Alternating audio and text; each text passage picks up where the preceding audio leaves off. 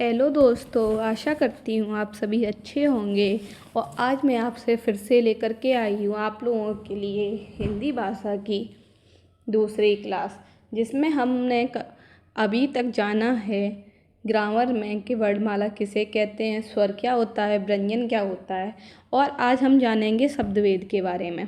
तो मैं आपके लिए क्लास लेकर के आई हूँ आज शब्दभेद की, कि शब्दभेद के क्या क्या प्रकार हैं और वो किस किस के आधार पर बांटे गए हैं, तो उन सबको जानेंगे। तो मैंने आपको शब्द भेद समझाने की कोशिश की है और क्या क्या हम बाद में पढ़ेंगे शब्द भेद के अंतर्गत वो भी सब बताया है। तो चलो शुरू करते हैं अपनी क्लास को। तो सबसे पहले हमारा आता है शब्द की परिभाषा। शब्द क्या होता है वो आपको मैंने कल बता ही दिया था कि वर्णों के सार्थक समूह को ही शब्द कहते हैं।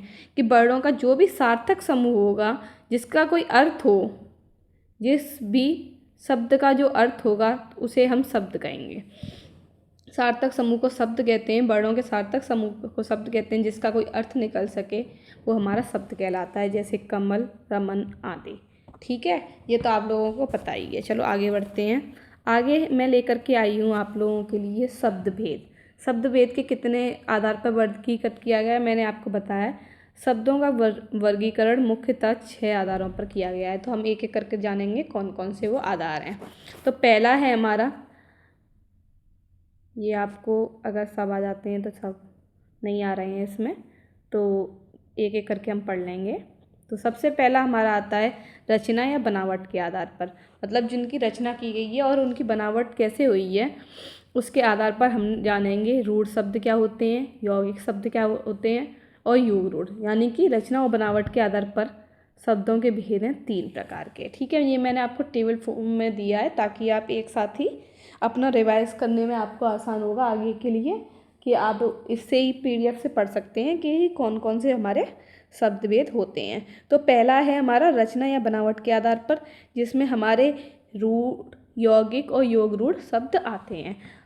ये हो गया हमारा फर्स्ट। सेकंड हो गया इतिहास, स्रोत, उत्पत्ति या भंडार के आधार पर। यानी कि उनका शब्दों का इतिहास क्या रहा है, उनकी उत्पत्ति कैसे हुई है और उनका भंडार कैसे रहा है। मतलब उसके आधार पर भी हमने शब्दों को बांटा है, जिसमें हमारे 5 प्रकार के शब्द आते हैं। 5 प्रकार में हमारा क्या क्या आता है?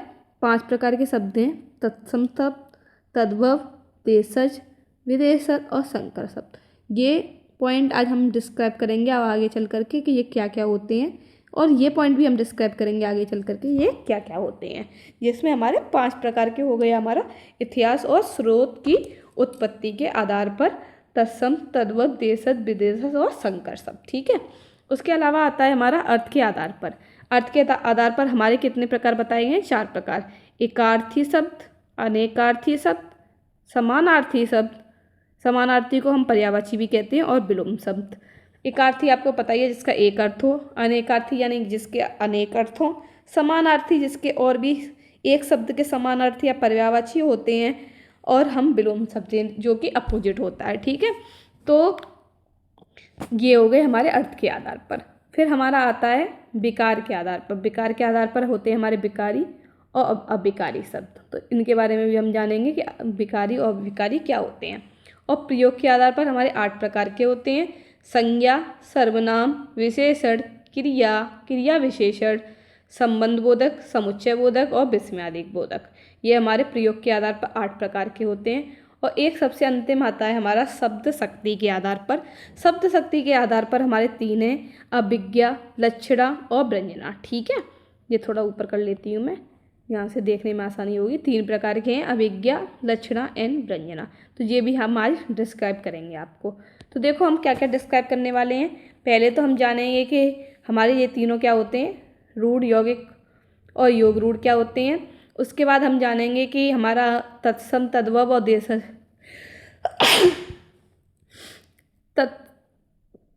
देशज, विदेशज, संकर शब्द कौन से होते हैं।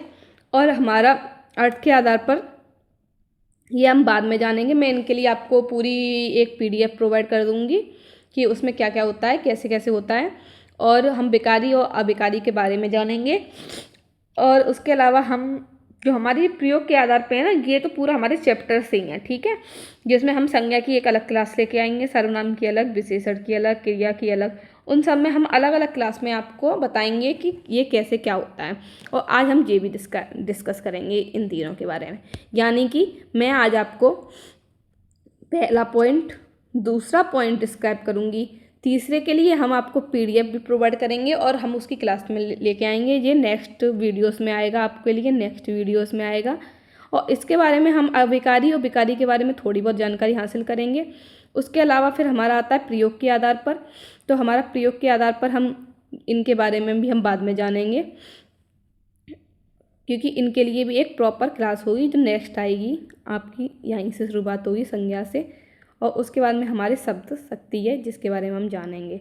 ठीक है, तो हम इन सब के बारे में बाद में जानने की कोशिश करेंगे। चलो हम अपना पहला पॉइंट स्टार्ट करते हैं कि मैं आपको ऐसा नहीं है कि मैं आपको अभी बता नहीं रही हूँ तो ये मैं आपको बताऊँगी नहीं, लेकिन नहीं, मैं सोच रही हूँ जो पॉइंट बड़े हैं जैसे संज्ञा सर्वनाम होगा, जहाँ पे मैं छोटा छोटा बता दूँ तो उससे कोई मतलब नहीं है। तो इसलिए इनके लिए तो प्रॉपर एक क्लास ही लेकर के आनी पड़ेगी, उसी में आपको सब समझाना पड़ेगा। और जैसे अर्थ के आधार पर मैंने बताया आपके 4 प्रकार के होते हैं, उनके लिए प्रॉपर क्लास लानी पड़ेगी। उसमें ही आपको बताना पड़ेगा रेखार्थी कौन से होते हैं, पर्यायवाची कौन से हैं।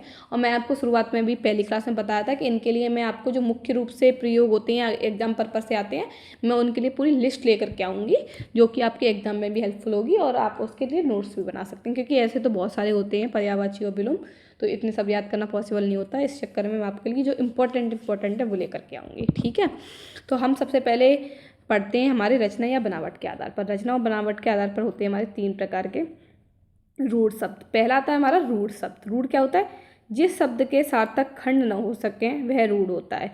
सार्थक खंड का मतलब है कि जिसे तोड़ा ना जा सके। ठीक है, यानी कि तोड़ करके जिसके अलग अलग खंड नहीं हो सकते और तोड़ने के बाद जिसका कोई अर्थ नहीं निकलता, वो हमारे रूढ़ शब्द होते हैं। ठीक है, जैसे पंखा है, तो अब इसे अलग अलग तोड़ भी दोगे तो क्या हो जाएगा? पंखा। इसका कोई अर्थ तो निकल रहा नहीं है, ना इसका कोई अर्थ निकल रहा है, ना इसका कोई अर्थ निकल रहा है।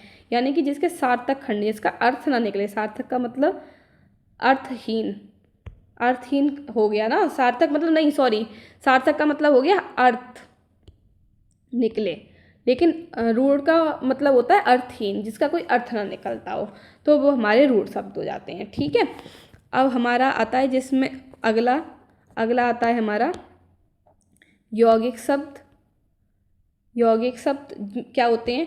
ये 2 या 2 से अधिक शब्दों से मिलकर के बनता है। इसे चाहे जोड़ा या अलग किया जाए, यह हमेशा अर्थवान ही होता है। यानी कि अगर हम इसे जोड़ लेंगे तब भी अर्थवान होगा, और अगर हम इसे तोड़ देंगे तब भी ये अर्थवान होएगा। तो इसे हम यौगिक शब्द कहते हैं। इसमें संधि युक्त शब्द, उपसर्ग युक्त शब्द तथा बहुब्रीहि को छोड़ करके शेष समास के उदाहरण आते हैं।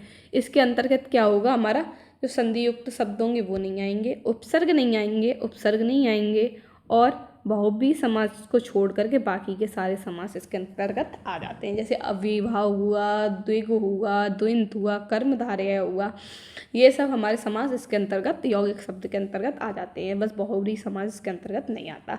तो पहला होता है हमारा विद्यालय। विद्या धन आलय, यानी कि विद्यालय को हमने जोड़ दिया तो इसका अर्थ निकल आया, और विद्या धन आलय को हमने अलग अलग कर दिया, यानी कि विद्या का अर्थ है ज्ञान, विद्या ज्ञान पता ही है आपको, और आलय का मतलब हो गया एक घर बोल लो, उसको जगह बोल लो, या कुछ भी बोल सकते हो, एक स्थान हो गया। आलय का मतलब एक स्थान, विद्यालय यानी कि विद्या ग्रहण करने का स्थान।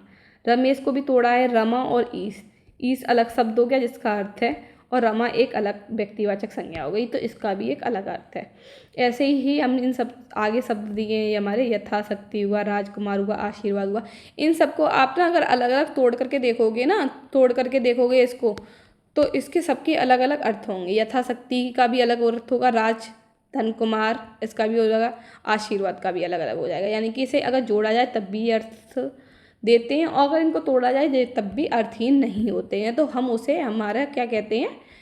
यौगिक शब्द कहते हैं। ठीक है, अब हमारा तीसरा आता है हमारा योग रूढ़ शब्द।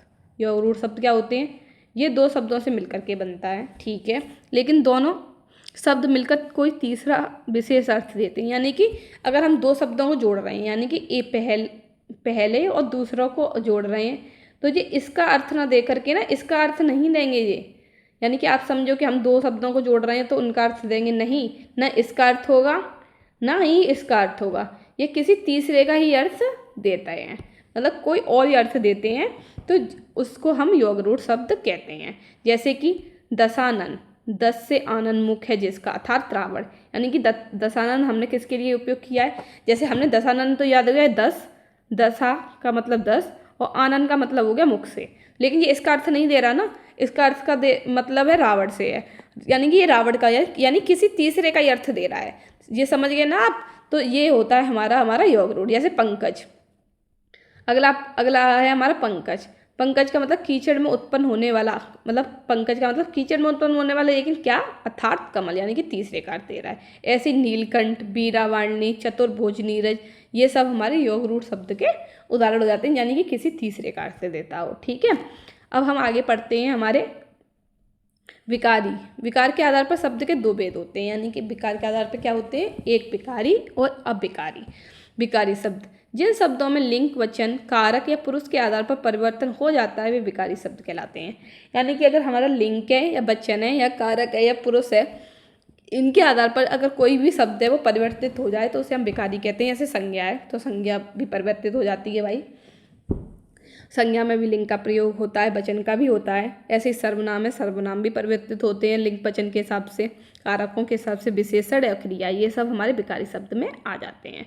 ठीक है, अविकारी होते हैं अब जिन शब्दों में लिंग, वचन, कारक या पुरुष के आधार पर कोई परिवर्तन नहीं होता है, मतलब इनमें परिवर्तन नहीं होता है, वो हमारे क्या होते हैं? अविकारी शब्द। यानी कि जिसमें परिवर्तन हो जाए वो हमारे विकारी, और जिसमें परिवर्तन नहीं होता है वो हमारे अविकारी। इसके अंतर्गत आ जाता है अव्यय निपात, जो हम की आगे की कक्षा में इसको भी डिस्कस करेंगे। मतलब मैं आपके लिए जो कक्षा लेके आऊँगी ना, उसमें ना क्या है कि अगली जो नेक्स्ट क्लास होगी ना, उसमें आप प्रयोग के आधार पर भी संज्ञा, सर्वनाम, विशेषण, क्रिया विशेषण, संबंध बोधक, समुच्चय बोधक, विस्मयादि बोधक, ये सब हैं 8 प्रकार बताए मैंने आपको। उसके अलावा जो विकार के आधार पर हैं उसमें भी विकारी में भी 4 आ जाते हैं हमारे, और अविकारी में अव्यय निपात आ जाते हैं। तो अव्यय निपात के लिए भी क्लास आएगी, विकारी शब्द यानी कि संज्ञा, सर्वनाम, विशेषण, क्रिया, इसके लिए तो आएगी।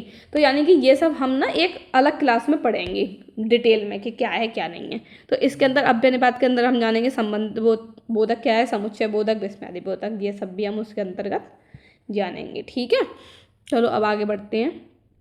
तो आगे हमारा आता है इतिहास, स्रोत, उत्पत्ति या भंडार के आधार पर क्या होता है, कि मतलब जिन वर्णों का क्या इतिहास रहा है उसके आधार पर हमने मतलब जो बांटा है वो उसमें आ जाते हैं हमारे 5 तत्सम, तद्भव, देशज, विदेशज और संकर शब्द। चलो इनके बारे में भी जानते हैं कि ये क्या कौन से होते हैं। तो पहला आता है हमारा तत्सम शब्द, यानी कि संस्कृत। मतलब ये शॉर्ट ट्रिक्स याद करने के लिए मैंने दी है आपको कि अगर संस्कृत भाषा का शब्द है कोई भी आपको दिखता है तो आप डायरेक्ट लगा दीजिए वो तत्सम शब्द ही होगा। जो शब्द मूलतः संस्कृत भाषा के होते हैं और उनका प्रयोग आज भी हिंदी में उसी रूप में किया जाता है वो तत्सम कहलाते हैं। यानी कि हमने जिन्हें परिवर्तित किया ही नहीं है, मतलब जो शुरुआत से चले आ रही हैं वो शब्द अभी भी उसी प्रकार से वैसे ही के वैसे प्रयुक्त होते हैं, उन्हें हम तत्सम शब्द कहते हैं। जैसे कि मातृ, पितृ यानी कि माता, पितृ यानी कि पिता, भ्रातृ यानी कि भाई, असुर यानी कि असुर, यानी कि ये सब क्या है कि हमारे संस्कृत भाषा के शब्द हैं और ये समान भाषा में ही प्रयोग किए जा रहे हैं, तो ये हमारे तत्सम शब्द कहलाते हैं। मतलब जो जैसा था उसको ना परिवर्तित करते हुए हमने वैसा उपयुक्त किया है, प्रयोग में लाया है, वो हमारे तत्सम शब्द कहलाते हैं। ठीक है, अब हम आगे बढ़ते हैं तद्भव। तद्भव शब्द क्या होते हैं, यानी कि हिंदी भाषा, मतलब एक तरीके से आप कह सकते हो जो हिंदी में शब्द लिखे होंगे वो हमारे तद्भव शब्द कहलाते हैं। ये 2 शब्दों से मिलकर के बना है, तत् तथा भव, जिसका अर्थ है तत् का अर्थ है उससे और भव का अर्थ है उत्पन्न होना। यानी कि जो शब्द संस्कृत भाषा से परिवर्तित होकर के बने हैं वो तद्भव कहलाते हैं, यानी कि उससे उत्पन्न होना। यानी कि उत्पन्न तो संस्कृत से ही हुए हैं, लेकिन जो शब्द संस्कृत भाषा से उत्पन्न होकर के फिर परिवर्तित किए गए हिंदी में, जो शब्द मैंने लिखा भी है संस्कृत भाषा से परिवर्तित होकर के बने हैं वो तद्भव शब्द कहलाते हैं। ठीक है, जैसे हमने मातृ का माता कर लिया, पितृ का पिता कर लिया, भ्रात का भाई कर लिया और असुर का ससुर कर लिया। ठीक है, श्वशुर है वो और ये ससुर है। ठीक है, तो ये हमारा तद्भव शब्द कहलाते हैं। ठीक है, अब हम पढ़ते हैं आगे देशज, यानी कि देसी शब्द, यानी कि हमारे खुद के शब्द जो शब्द अपने ही देश में क्षेत्रीय प्रभाव के कारण उत्पन्न होते हैं उन्हें देशज शब्द कहते हैं, अर्थात जिनकी उत्पत्ति मूल रूप से पता ही ना हो, यानी कि पता ना हो, यानी कि जो देसी भाषा में तो बोले जाते हैं हमारे देश में, अलग अलग क्षेत्रों में अपनी अपनी बोलियों में तो बोले जाते हैं, लेकिन जिसका पता नहीं है कि उसकी उत्पत्ति कहाँ से हुई है। लोग कभी कभी कुछ शब्द तो अपने आप ही बना देते हैं, जैसे कि जो हमारा होता है लोटा, यानी कि पानी भरने की जो मग होता है उसे लोटा कह देते हैं। पगड़ी, जो लोग सर पर कफन बांधते हैं वो हमारी पगड़ी हो जाती है, जो कि कपड़े से बनी हुई होती है। जूता, उदड़ यानी कि दाल होती है जो, खिचड़ी, टांग, कुनकी, ऐसे इत्यादि शब्द हैं जिनका पता ही नहीं है कि उत्पत्ति कहाँ से है, लेकिन देसी भाषा में बोले जाते हैं, जिसे हम देशज शब्द कहते हैं। ठीक है, अब आगे क्या है, विदेशज। विदेशज शब्द क्या होते हैं, जो शब्द विदेशी भाषाओं से आकर हिंदी भाषा में प्रचलित हो गए वो विदेशज, यानी कि जो शब्द थे तो विदेशी भाषा के, मतलब विदेशी भाषा से लिए गए हैं, लेकिन अब क्या है वो हमारे देश में भी प्रयुक्त होने लगे और हम उन्हें अपने हिंदी भाषा की आम बोलचाल में प्रयोग करने लगे, तो उन्हें हम विदेशज शब्द कहते हैं। जैसे कि, और आधे से ज़्यादा शब्दों का तो हमें पता भी नहीं होगा कि ये विदेशी हैं, लेकिन फिर भी हम उनका प्रयोग कर रहे हैं ना। जैसे तुर्की भाषा के शब्द हैं उर्दूआ, कालीन, काबू, कैंची, कुली, चेचक, तमाशा, जाजिम, तोप, तलाश, बेगम, बहादुर, मुगल, लफंगा, ये इत्यादि शब्द हैं वो सब तुर्की भाषा के शब्द हैं, जिसमें थोड़े मुस्लिम शब्द भी हैं जिसमें यूज़ किए गए हैं और कुछ हिंदू शब्द भी हैं, तो ये हमारे सब तुर्की भाषा के शब्द हैं। ठीक है, और हम इनका अभी भी भारतीय भाषा में प्रयोग करते हैं। दूसरा आता है हमारा पुर्तगाली भाषा के शब्द, आलपिन, अलमारी, बाल्टी, चाबी, फीता, तम्बाकू, इस्पात, इस्त्री, कमीज, कमरा, काजू, गमला, गोदान, गोभी, तौलिया, परात, पादरी, पिस्टल, मेज इत्यादि हो गई हमारे पुर्तगाली शब्द के शब्द। ठीक है, कभी कभी पूछ भी लिया जाता है कि ये किस भाषा का शब्द है, तो कभी कभी चलो आप लोग याद कर लेना, लेकिन क्या कहते हैं जितने याद हो सकते हैं आप याद करने की कोशिश करना, वरना बहुत सारे शब्द ऐसे भी हैं जो इसमें नहीं भी लिखे होंगे और जो कि प्रयोग किए जा सकते हैं, लेकिन मुझे जो जो इम्पोर्टेंट लगे और जो जो मैं लिख सकती थी वो मैंने आपको लिखने की कोशिश की है ढूंढ करके। तो आप चाहें तो मतलब देख सकते हैं आप कि क्या है क्या नहीं है, और उसके अलावा आता है हमारा जितने याद हो सकते हैं आप याद कर सकते हैं। फिर हमारा आता है फारसी भाषा के शब्द। फारसी भाषा में हमारा क्या आता है, हिंदी, अफसोस, आतिशबाजी, अदा, आराम, आमंदनी, अफारा, आवारा, आफत, आवाज़, कबूतर, कमीना, कुर्ती, किसमिस, खामोश, खरगोश, खुराक, खूब, गल्ला, गुलाब, चश्मा, चरखा, चाशनी, जादू, जागीर, और तरकस, देहात, दरबार, दुकान, दावा, पलंग, पेशा, मुर्गा, शादी, सरकार, सरदार, सौदागर आदि। मतलब फारसी भाषा के इत्यादि शब्द हैं यार जो हम अपनी आम बोलचाल में प्रयोग करते हैं और हमें पता भी नहीं होता कि ये कौन सी भाषा के शब्द हैं, फिर भी हम उनका प्रयोग किए जा रहे हैं क्योंकि हमें लगता है कि ये तो सब हिंदी भाषा के ही शब्द हैं, लेकिन ऐसा नहीं है, ये सब विदेशी शब्द हैं।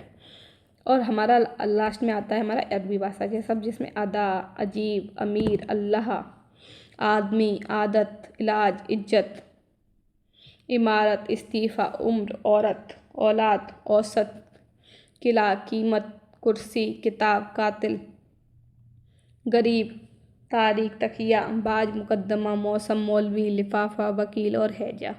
ये सब हमारे अरबी भाषा के शब्द हैं। और लास्ट में आता है हमारे चीनी शब्द भाषा के शब्द, जिसमें हमने चाय, चीनी, चीकू को जोड़ा है। ठीक है, जो इम्पोर्टेंट वो आपको लाने की कोशिश करेंगे, जितने याद हो जाए आप याद कर सकते हैं इस टेबल के द्वारा और अपने नोट्स में इसे लिख सकते हैं। ठीक है, चलो अब आगे बढ़ते हैं। आगे है हमारा जापानी भाषा के शब्द, अभी ये रह गए। जापानी भाषा के शब्द में आ जाता है रिक्शा, फ्रेंच भाषा के शब्द में आ जाता है अंग्रेज, कारतूस, कूपन, फ्रांसीसी, और अंग्रेजी भाषा के शब्द appeal, police, boat, pension, copy, अस्पताल, operation, malaria, cholera, hernia, cancer, gas, cycle इत्यादि। ये सब हमारे विदेशी भाषा के शब्द हो गए। ठीक है, अब आगे आता है हमारा संकर शब्द। संकर शब्द दो अलग अलग भाषाओं के शब्दों से मिलकर के बनता है संकर शब्द। जैसे टिकट, घर, तो जो टिकट है वो अंग्रेजी भाषा का शब्द है और जो घर है वो हमारा हिंदी भाषा का शब्द है। ऐसे ही रेलवे और स्टेशन, ये भी अलग अलग भाषाओं के शब्द हैं। तो इसे हम संकर शब्द कहते हैं, जो दो अलग अलग भाषाओं से मिलकर के एक शब्द बनता है, एक शब्द, वो हमारा होता है संकर भाषा का शब्द। ठीक है, चलो बढ़ते हैं आगे। अब हमारा आता है शब्द शक्ति क्या है। ठीक है, शब्द शक्ति वाक्य में पूर्ण अर्थ देने वाले सामर्थ्य शब्द शक्ति कहलाते हैं। यानी कि वाक्य को पूरा अर्थ जो देते हैं वो हमारे शब्द शक्ति कहलाते हैं, जो भी की भी 3 प्रकार के होते हैं। ये 3 प्रकार की होती हैं, जैसे कि अभिज्ञा प्रथमा शक्ति होती है, सांकेतिक शब्द होते हैं इसके अंतर्गत। जिस शब्द का सीधा सादा अर्थ निकलता है उसे अभिज्ञा कहते हैं। मतलब जिसमें कोई दिक्कत नहीं है, जैसे कि आप कोई शब्द बोल रहे हो और उसका कोई अलग अर्थ नहीं निकल रहा, उसका सीधा सादा मतलब है, एक ही मतलब है, तो आप डायरेक्ट समझ सकते हैं कि उसका क्या मतलब हो सकता है। किसी अनजान को भी आप बोलेंगे तो वह समझ जाए। तो जैसे ये लड़का है, तो हमने किसी के और संकेत करते हुए कहा ये लड़का है, तो सामने वाला समझ जाएगा कि अच्छा ये लड़का है, ये लड़का ईमानदार है। तो हमने उसके इंटीग्रेट करते हुए कहा ये लड़का ईमानदार है, तो लोग समझ जाएंगे। मतलब जिसका सीधा साधा अर्थ निकल रहा है, जिसमें कोई भी ताम झाम नहीं है, तो वो हमारा अभिज्ञा के अंतर्गत आ जाएगा। ठीक है, अगला है हमारा लक्षणा। तो लक्षणा में क्या है, जब शब्द का सीधा अर्थ नहीं निकले, यहाँ पे शब्द का कोई भी सीधा अर्थ नहीं निकलता, बल्कि उसके लक्षण से अर्थ निकाला जाता है, वो लक्षणा। तो ये आप लक्षणा से भी याद कर सकते हैं। जैसे कि ये लड़का शेर है, तब वो शेर तो जानवर है, तो लड़का शेर तो नहीं हो सकता, लेकिन यहाँ पे शेर का जो इंटीग्रेशन दिया गया है वो बहादुर के लिए दिया गया है। तो हम बहादुर ना कह करके हम कह रहे हैं ये लड़का शेर है। तो अब क्या उसके लक्षण क्या बता रहे हैं, शेर है, शेर का अर्थ हम समझ गए बहादुर है। तो इसमें क्या है, सीधा अर्थ ना दे करके ना उसके लक्षण से अर्थ निकाला गया कि अच्छा ये लड़का शेर है, तो शेर का मतलब वो लड़का बहादुर है। जैसे लड़का है और इलाहाबाद ईमानदार है, तो इलाहाबाद तो ईमानदार नहीं है ना, लेकिन इलाहाबाद में कोर्ट है, हाई कोर्ट है, तो उसके एक वो निकल रहा है कि जो इलाहाबाद है वो हमारा ईमानदार है। तो एक तरीके से ये कह सकते हैं कि जो लक्षणा होता है ना, उसके अंतर्गत क्या है कि जिसमें ना कोई अर्थ ना सीधा नहीं निकलता है, बल्कि ना मतलब घुमा फिरा करके जो अर्थ दिया जाता है वो हमारा लक्षणा के अंतर्गत आ जाता है। ठीक है, अब हम आगे बढ़ते हैं, जिसमें हम पढ़ेंगे व्यंजना। व्यंजना क्या होता है,